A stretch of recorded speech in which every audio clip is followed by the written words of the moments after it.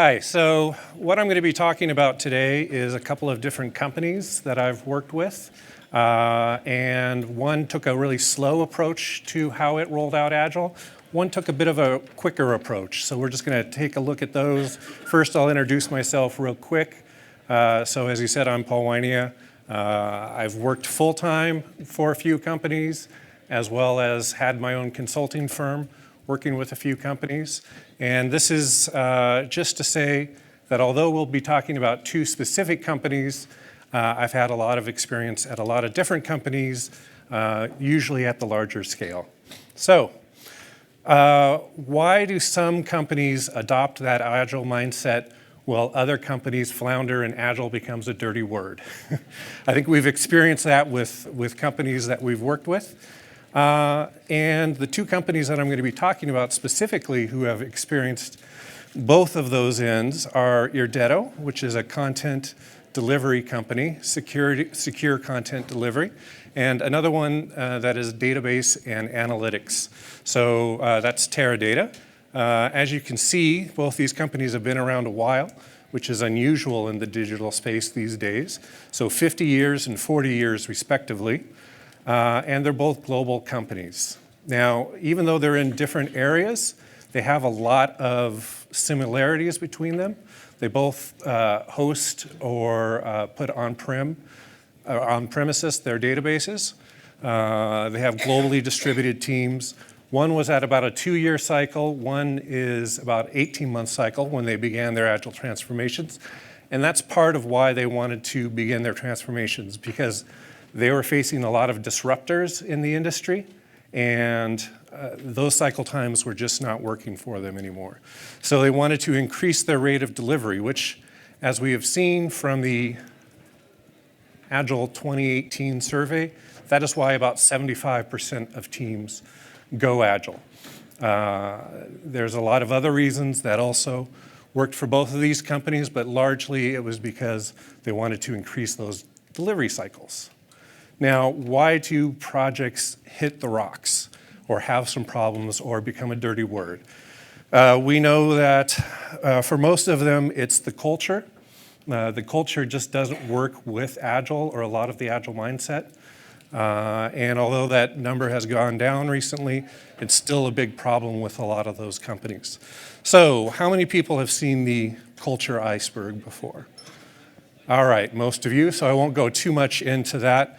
But it's those things that are visible that we know about, but it's the invisible things that often sink the ship, that eat strategy for breakfast, that you run aground of whenever you're rolling out or doing a transformation. Oh, wrong one. All right, so the first approach was a slow rollout. This was at Teradata. They took more of a measured, evidence-based approach to Agile instead of trying to roll everything out at once. They had a lot of senior level engagement, and they paid attention to those cultural issues. This is Henrik. He was the SVP of product. This isn't actually Henrik. This is a picture off of a site with a really handsome guy in a suit jacket, but he's going to represent Henrik for us today. Henrik had been at a few companies that had done Agile and really liked what he had seen at those companies, so he wanted to bring it to Teradata. And he worked with the CEO, and they decided that they were going to start with a pilot project. And that pilot project was in Seattle, where they had 2 teams working on DRM solutions. And they had brought in a Scrum Master to work with him. And 2 days later, he was fired. So then they brought me in, lucky me, with that track record, and got to roll out Agile to those 2 teams. After about 6 months, it was really successful. We went back to the basics first. It was 2-week cycles. Everyone started with a planning. Everyone finished with a review and retro. We were really pretty strict with how we did it because it was the first time. We, of course, inspected and adapted as we went, looking at those cultural issues that we were hitting and improving our processes as we went. So it was about 6 months. It was a really successful pilot. We saw increases in our productivity, decreases in our cycle times, basically all the things that they were looking for. So we went back to Henrik and said this was really successful and we'd like to do more. So he looked at teams that he could roll this out to and decided that next we would go to the Dutch office, which was their headquarters. This is their headquarters here, which to me looks like a couple sand crawlers that have run into each other, but some expensive architect designed it, and so we're supposed to be impressed.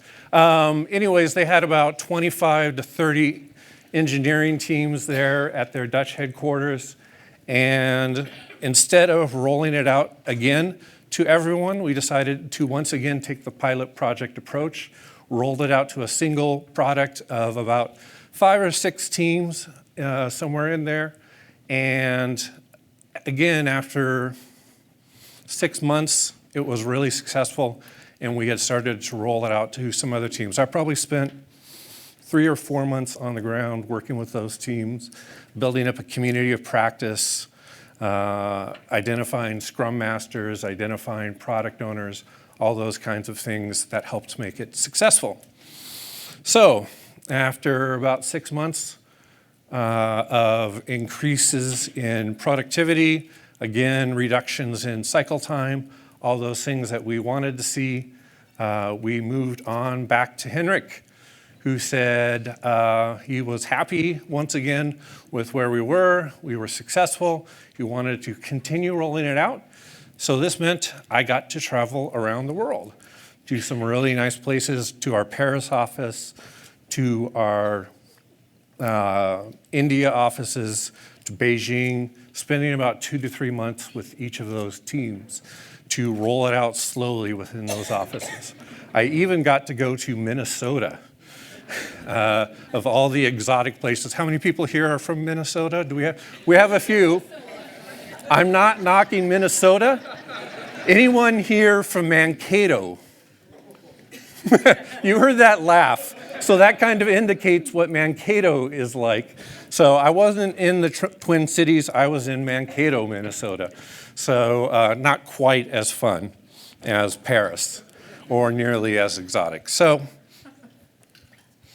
eventually I moved to San Diego after some more successful rollouts. This is not how we actually work in San Diego, but it's how people think that we work in San Diego. So I went ahead and put that up there. We rolled it out then in the San Diego office and continued those rollouts. It took us about 2 years to engage all of the company. And at the same time we were rolling out to the teams, we were rolling out to the executives, creating planning at the higher levels, and basically getting everyone on board, so not just the teams. So in San Diego, one of the things that we were able to do, we took a 2-year project that was originally estimated at about 2 years, and did it in 6 months. It was the first end-to-end product Irdetto had ever done. And despite the fact that it was across 5 locations, 2 external vendors, we had it live on a customer site within those 6 months and had about a $10 million ROI on that with that first customer. Henrik was, of course, very pleased and was able to brag about that first customer. Now, so for the second approach, we see a more rapid rollout with a lot of change at one time, and it was an all-at-once program.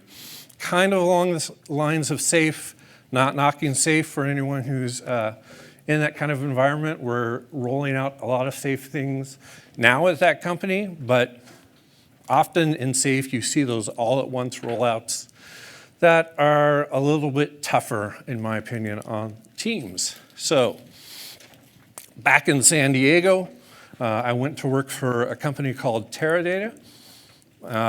We talked about them a little bit at the top, but they had a senior vice president of products there, Sarah. Again, not actually Sarah, but we're trying to, the presumed innocent and all of that. So she had about 150 teams that she wanted to roll it out to all at once, again, as I said, across 7 locations, mostly going with proxy Scrum Masters and POs, and only 2 internal coaches. Does anyone see any difficulty in this, maybe? So it wasn't real successful, shockingly. The coaches were largely seen as people who put on 2-day training classes. Agile became a dirty word, and culture was largely ignored. Not exactly what we want to see when we roll out Agile.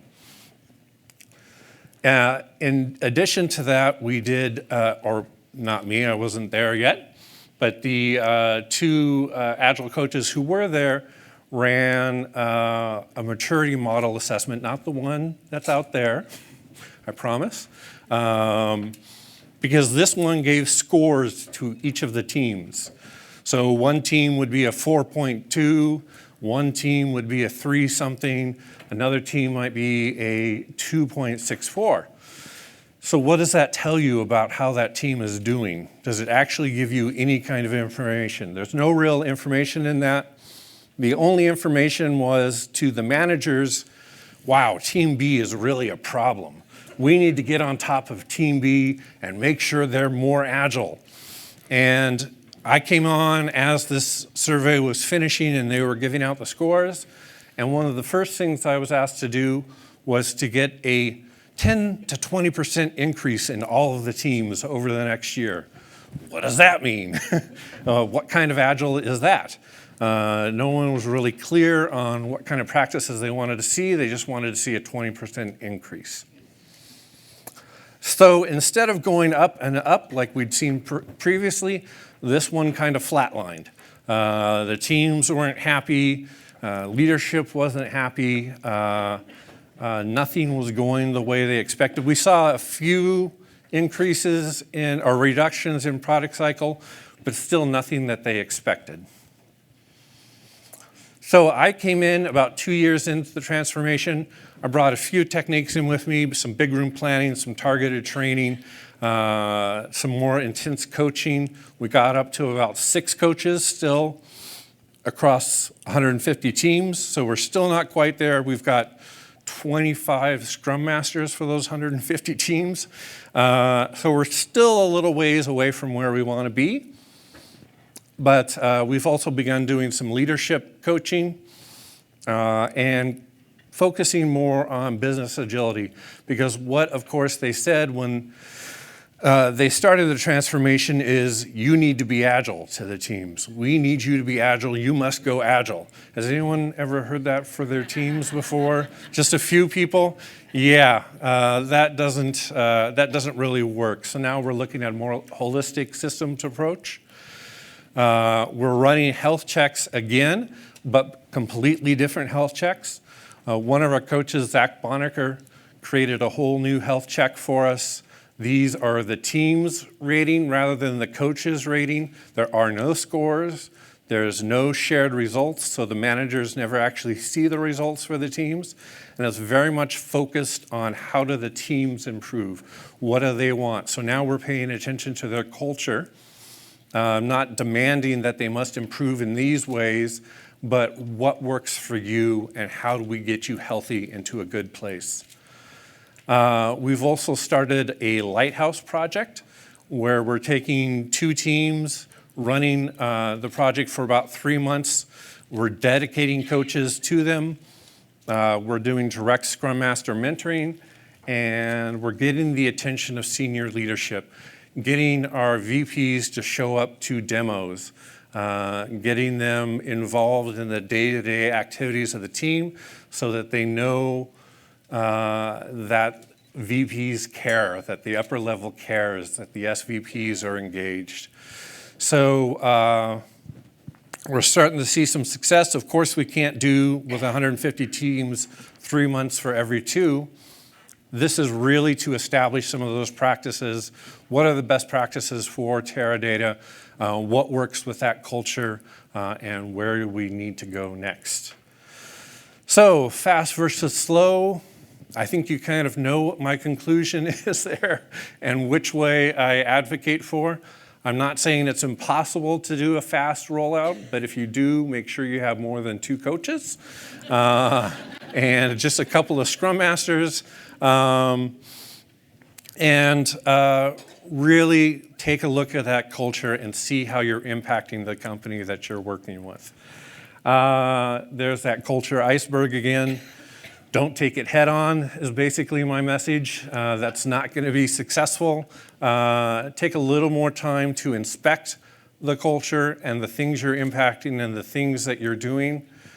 Make sure you've got that senior leadership engaged and involved, showing up to those demos, caring about what the teams are doing, and make sure that they're doing at the portfolio level their own version of agility, that they've got Kanban boards flowing their products through, because we don't want that to happen.